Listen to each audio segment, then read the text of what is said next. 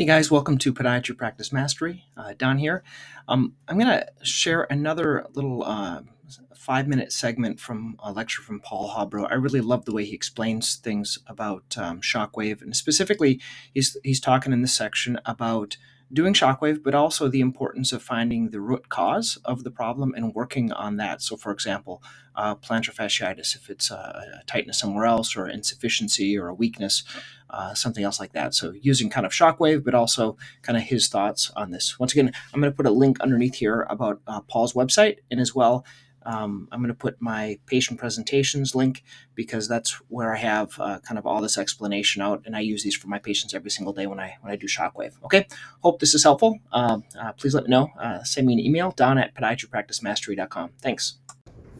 So, everything starts with the foot, so the podiatrists among us will be loving hearing this, but I like to really assess this person because what I always say about shockwave therapy and EMTT, let's just call it generically shockwave for now, is that is going to help you fix your pathology. But there was a reason that pathology came along in the first place, and that will usually be a biomechanical insufficiency, a reduction in strength, one-sidedness, whatever you want to see. So unless I know what it is that I'm actually treating and why the treatment needs to be done, then that person's coming back to me in a few months' time going, it's come back again, I need more shockwave. And if I just got that person on a piece of elastic pinging back in to my clinic all the time, that's not really that good for my reputation. And I think you build your reputation over a number of years and you can break it in seconds. So I need to know the why. And you've always got to understand the why. Why has this thing started? So I can treat your plantar fasciopathy, no problem at all. I'd say we're easily north of the 82% success rate that people like Professor Rompe have discussed. And if you're treating it really well, then I think we're probably into the 90s in my clinic. So why is that? And Carsten made a really good point. A scalpel, it's a pretty simple tool, it cuts stuff. But in a child's hand or in a nasty person's hand, that could be deadly. In a good surgeon's hand, that can save lives, right? So you look at shockwave and you hear people go, oh, it's not difficult to use, I can use it in 10 seconds. I just want you to think about what results maybe you get and other people, maybe your competitors get when they're using shockwave. And when we come to do the practical sessions later, which is all going to be you getting hands-on and us watching, Elisa's basically physically going to come and tie our hands behind our back so we don't start getting involved. Think about learning the trick of the trade. Think about the scalpel and make sure you're using this correctly. Because if I treat a plantar fasciopathy, I'm pretty sure that I can make that person better. In fact, I'd be prepared to put a fair amount of money on the fact I can make that person better. But if I haven't worked out that their left sacroiliac joint is not working very well, and that's making them overload their right plantar fascia. And by the way, they've now got slight scoliosis in the lumbar spine, so they're now dropping the left shoulder, and now they're getting neck pain here because the scalenes have all tightened up on the left side.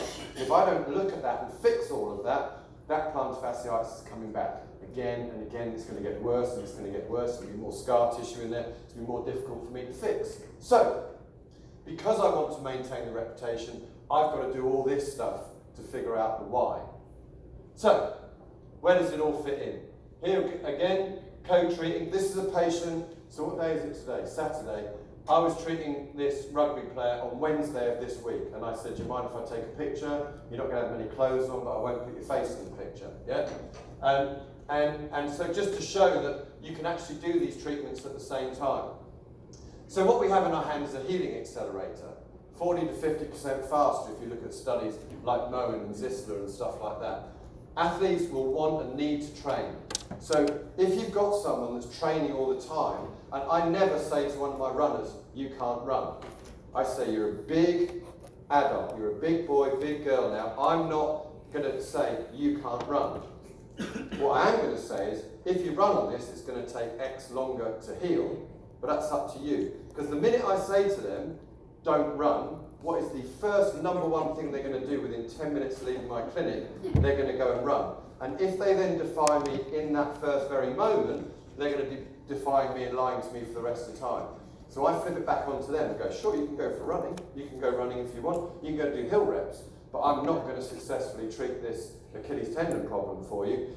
and we're just going to be here for ages, and actually do go running, because you're going to have to keep coming and see me for a lot longer, and I'm going to earn a lot more money. So actually, I think it's a great idea. I think you should go running. Yeah?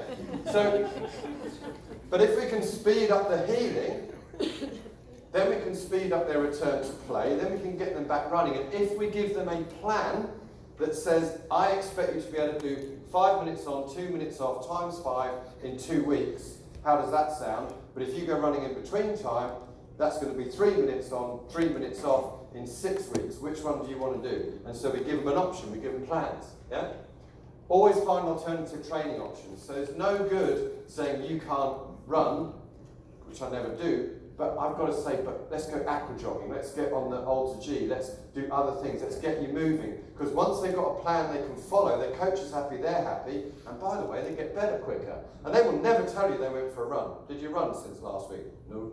No? The sweat, the dead gaze, where they just don't look away, just don't look away. Yeah?